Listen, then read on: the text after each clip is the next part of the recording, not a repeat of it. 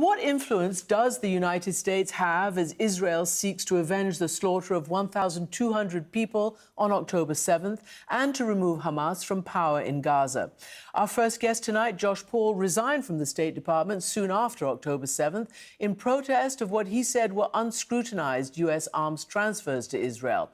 In his resignation letter, he said the Israeli response and American support, quote, will only lead to more and deeper suffering for both the Israeli and Palestinian people, and is not in the long-term American interest.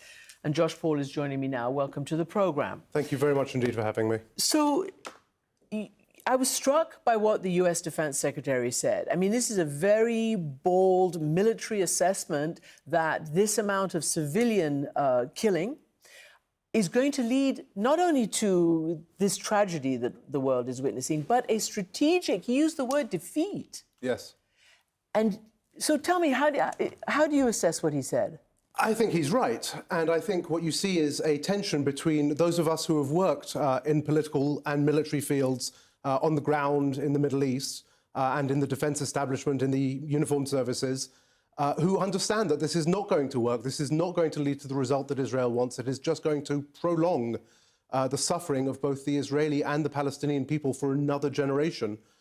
As opposed to, I think, a very political, ideological perspective that is coming from the political level in the US and in Israel and in the UK, that thinks that there is a way to make this work. There is not, and the suffering we are seeing on the ground really reflects that. I can't recall a time in my experience where I've seen such a disconnect between our values and our actions, or between the perspectives of our political leadership and the realities on the ground. Can I ask you where and how you draw that line and make that difference? This is not the first time Israel has gone to war against Hamas in Gaza, and it's not the first time there has been backlash around the world. What makes you say that this is so different to have caused you to have resigned? So a number of factors, the first of which is just the scope and the scale. You know, here we are 2 months into this conflict, and we have seen 3 times more children die, 6,000 in Gaza, than in 2 years of Russia's war against Ukraine. We have seen over 50 journalists killed, over 100 UN aid workers, over 200 medical professionals. You know, do you know what it takes to be a doctor in Gaza? We've interviewed a lot of them, and it's a terrible situation for them. The scale of the loss has been astounding. And, of course, my role in the State Department involves approving many of these major arms transfers that are going to Israel right now, that are enabling this killing. But this is American policy. It's not like these are rogue transfers. This is American policy, bipartisan, decades long.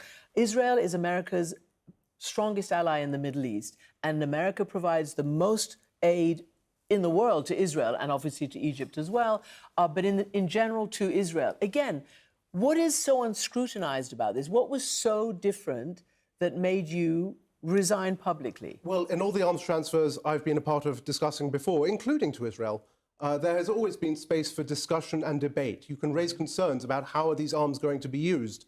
Do we have confidence that laws of war, laws of proportionality are going to be respected? Do we have concerns about some of the units that these arms might be going to and their track records? What was different here was that there was no discussion. There was no space for that discussion. There was simply an approach of essentially the barn doors are open, and that remains the case. You know, the Wall Street Journal reported just in the last couple of days that America has transferred over 4,000 dumb bombs to Israel, several thousand guidance kits, and 45,000 artillery shells. So the barn doors remain open, and while I'm certainly encouraged to hear what Vice President Harris said, what Secretary Austin has said, for as long as those barn doors remain open, I don't know why Israel would take those warnings seriously. Can I just read the State Department response to your resignation? Basically saying that it expects and appreciates employees have different beliefs. And of course, one thing that is actually kind of interesting for all of us is to know that there is a dissent. There's an official dissent channel in the State Department that allows people to air their concerns. And that was, you know, history from the Vietnam War. This is what the State Department says about you. With respect to this specific criticism that's been aired, we have made very clear that we strongly support Israel's right to defend itself. We're going to continue providing the security assistance that they need to defend themselves. But the President and the Secretary of State, has spoken to this very clearly, that we expect Israel to abide by all international law as they defend themselves. Israel says it's doing that to the best of its ability. So I think we have a responsibility as the larger, more powerful partner in this relationship to give advice, to give guidance, to step in when things are not going right. And when we say that we have a responsibility to, or a commitment to defend Israel and to support Israel's security, I think we have to look at the situation on the ground and say, is that what is actually happening?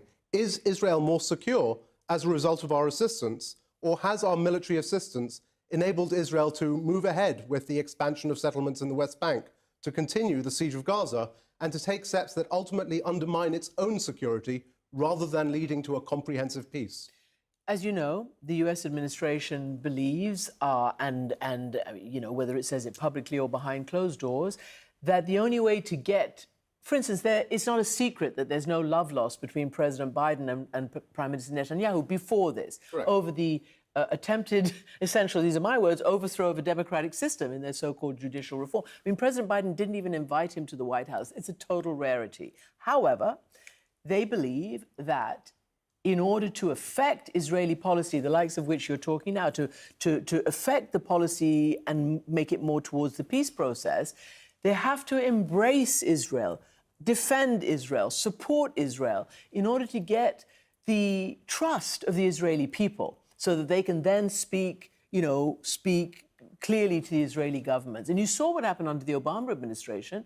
The people of Israel didn't support the Obama administration. They thought Obama didn't support them. So, first of all, I would ask where that embrace gets the United States. If you look at what is unfolding now, it is not only a disaster in Gaza, but it is a foreign policy disaster for the United States across the Arab world and, frankly, across the global South. We seem like hypocrites when we criticize Israel, when we criticize Russia for human rights abuses, but fail to do so with Israel. And so I think that our embrace, we have to be careful with that embrace because it draws us in as well. Secondly, of course, the answer is we do have leverage that we can use within that embrace. I'm not suggesting that America should not remain close with Israel.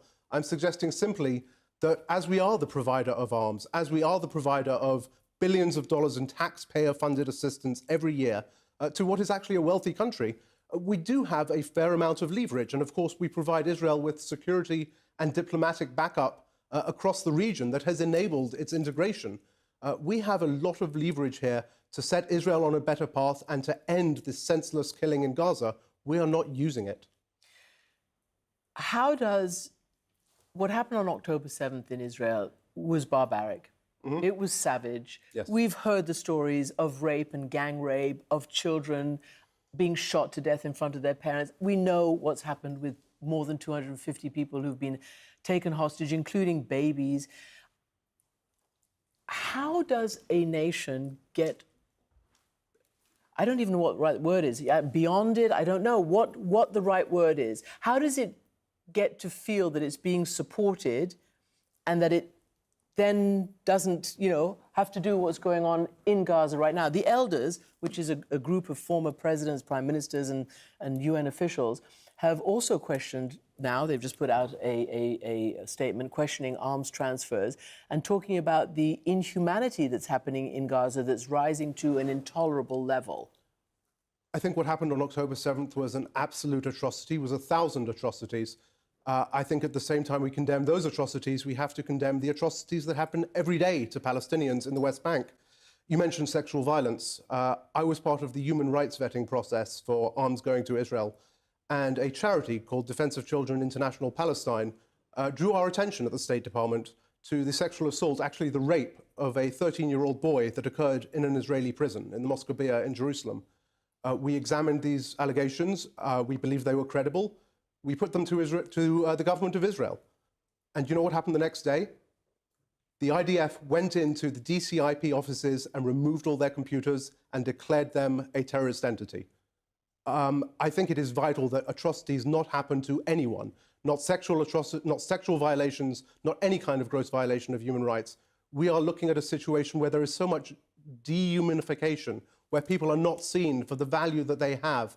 And I think that's true whether you're talking about those who are attacked on their kibbutz or those who are attacked in their homes in Gaza or in the West Bank. What we really need is to center the human beings who are at the core and who are suffering so much in this conflict.